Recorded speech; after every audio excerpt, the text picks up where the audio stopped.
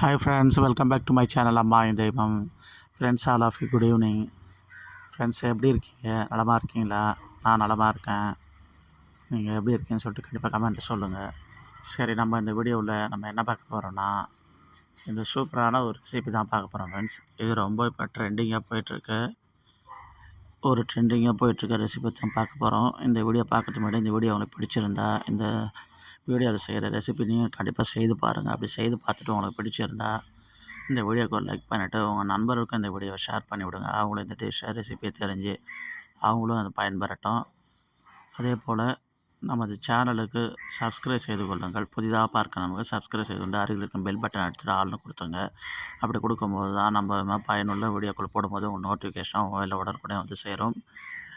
அதே போல் உங்களுடைய கருத்துக்களை கண்டிப்பாக கமெண்ட் பாக்ஸில் பதிவு பண்ணுங்கள். இந்த டிஷ்ஷு எப்படி இருந்தது, உங்களுடைய அனுபவம் கண்டிப்பாக எப்படி இருந்தது கண்டிப்பாக கமெண்ட்டில் சொல்லுங்கள். சரி, என்ன இது இப்போ ட்ரெண்டிங்கான ஒரு டிஷ்ஷுன்னு சொல்கிறேன்னு கேட்டிங்கன்னா, இப்போ பிக் பாஸில் தமிழ் பிக் பாஸில் சீசன் 8 அன்சிகா அப்படின்றவங்க வந்து டிஷ்ஷு செய்து ரொம்ப ஃபேமஸ் ஆச்சு. அதாவது கேரளா டிஷ் இது. அவங்க கேரளா மாநிலத்தை சேர்ந்ததுனால அவங்க கேரளா டிஷ் தான் பண்ணியிருந்தாங்க பிக் பாஸில். அந்த டிஷ்ஷு தான் இப்போ ரொம்ப ட்ரெண்டிங்காக போயிட்டுருக்கு. அதுதான் நம்ம ட்ரை பண்ணி பார்க்க போகிறோம். கண்டிப்பாக இந்த டிஷ்ஷை நான் ஏற்கனவே ஒரு ட்ரை பண்ணி பார்த்தோம், நல்லா இருந்துச்சு. அதனால தான் வீடியோ போடலாம்னு சொல்லிட்டு இப்போ பண்ணிகிட்ருக்கோம். கண்டிப்பாக இது வந்து சம்பந்தி, கேரளா சம்பந்தி, பிக் பாஸ் சம்பந்தினே சொல்லலாம். அந்த அளவுக்கு இப்போ ட்ரெண்டிங்காக இருக்குது. சரி வாங்க, இதுக்கு தேவையான பொருட்கள், இது எப்படி செய்யலாம்னு சொல்லிட்டு பண்ணி பார்க்கலாம் ஃப்ரெண்ட்ஸ். இதுக்கு முதல்ல தேவையான பொருட்கள் பார்த்திங்கன்னா, வெங்காயம், காய்ந்த மிளகாய், புளி, துருவிய தேங்காய், இஞ்சி, கருவேப்பிலை, சீரகம் சிறிதளவு, உப்பு தேவையான அளவு, 2 குழிக்கரண்டி எண்ணெய். இதுதான் தேவையான பொருட்கள் ஃப்ரெண்ட்ஸ். நம்ம இப்போ எப்படி ப்ரிப்பேர் பண்ணலாம் கண்டிப்பாக பார்க்கலாம். முதல்ல ஸ்டவ் நீங்கள் ஆன் பண்ணிங்க. ஸ்டவ் ஆன் பண்ணிவிட்டு ஒரு வாணலி வச்சுட்டு அந்த வாணலியை தேவையான அளவுக்கு நீங்கள் எண்ணெய் விட்டுங்க. அவங்க கேரளா ஸ்டைலில் தேங்காய் எண்ணெய் விட்டு செய்தாங்க. நம்மளுக்கு தேங்காய் எண்ணெய் செட் ஆகாது. அதனால் நாங்கள் சன்ஃப்ளவர் ஆயில் தான் யூஸ் பண்ணோம். அதுவும் டேஸ்ட் நல்லாவே இருந்தது. நான் சன்ஃப்ளவர் ஆயில் ஒரு குறுக்கரண்டி எண்ணெய் யூஸ் பண்ணியிருக்கோம். அதில் எண்ணெய் காய்ஞ்ச உடனே அதில் நீங்கள் வெங்காயத்தை முதல்ல போட்டு நல்லா ஃப்ரை பண்ணிக்கணும் ஃப்ரெண்ட்ஸ். வெங்காயத்தை ஃப்ரை பண்ணிவிட்டு அதுக்கப்புறம் நல்லா பொன்னிறமாக வந்தவுடனே அதில் காய்ந்த மிளகாய், புளி போடணும். இதே நல்லா ஃப்ரை பண்ணிவிட்டு நல்லா நீங்கள் பொன்னிறமாக வதக்கிக்கணும். பொன்னிறமாக வதக்கிட்டு நீங்கள் அதை ஒரு பிளேட்டில் கொட்டி நல்லா ஆற வச்சுருங்க ஃப்ரெண்ட்ஸ். ஏன்னா நம்ம இது எல்லாத்தையுமே நம்ம மிக்ஸி ஜாரில் கொண்டு அரைக்க போகிறோம் ஃப்ரெண்ட்ஸ். அதனால் அது கொஞ்சம் நேரம் ஆறட்டும். அதுக்கடுத்து பார்த்திங்கன்னா, நீங்கள் தேங்காயை நல்லா துருவி வச்சுங்க ஃப்ரெண்ட்ஸ். தேங்காய் துருவி எடுத்துங்க. அதே போல் இஞ்சியை நல்லா கட் பண்ணி வச்சுங்க, சுத்தம் பண்ணிவிட்டு.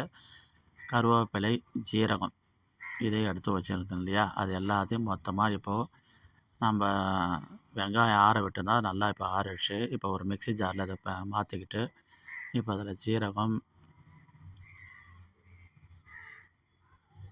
துருவிய தேங்காய், இஞ்சி, கருவேப்பிலை இது எல்லாத்தையுமே விட்டுக்கிறோம். இதில் எல்லாம் மொத்தமாக நான் போட்டு நம்ம இதில் கொஞ்சமாக தான் செய்து பார்க்கறதுனால நீங்கள் ஒரே ஜார்லேயே போட்டுக்கலாம். இல்லை கொஞ்சம் அதிகமாக நீங்கள் செய்கிறீங்கன்னா 2 வாட்டியும் நம்ம போடலாம் ஃப்ரெண்ட்ஸ். இப்போ தேவையான அளவு உப்பு அதில் மிக்ஸ் பண்ணிக்கிறோம்.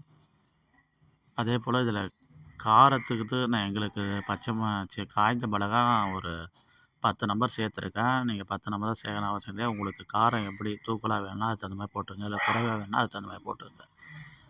இப்போ நம்ம எல்லாம் விட்டாச்சு. இதில் என்ன பண்ணணும், முக்கியமான ஒரு இது வச்சுன்னா எண்ணெய் இதில் கொஞ்சம் விடணும் ஃப்ரெண்ட்ஸ். எண்ணெய் விட்டு நீங்கள் அரைக்கணும் ஃப்ரெண்ட்ஸ்.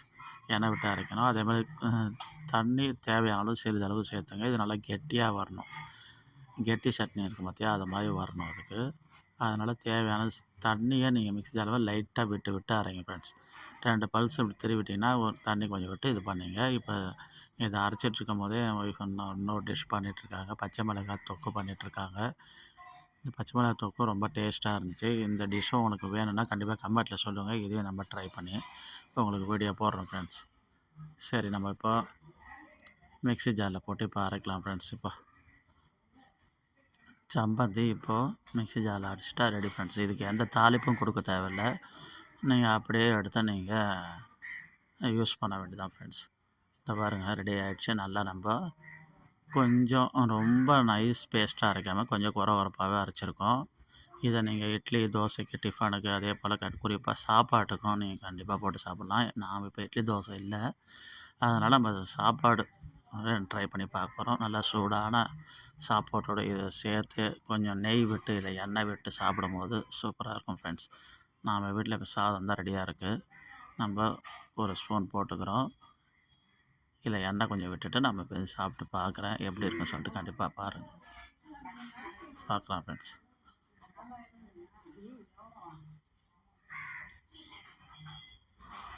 பாருங்கள் ஃப்ரெண்ட்ஸ், நல்லா சூப்பராகவே இருக்குது. இது கலர் கூட நல்லா சூப்பராக இருக்குது.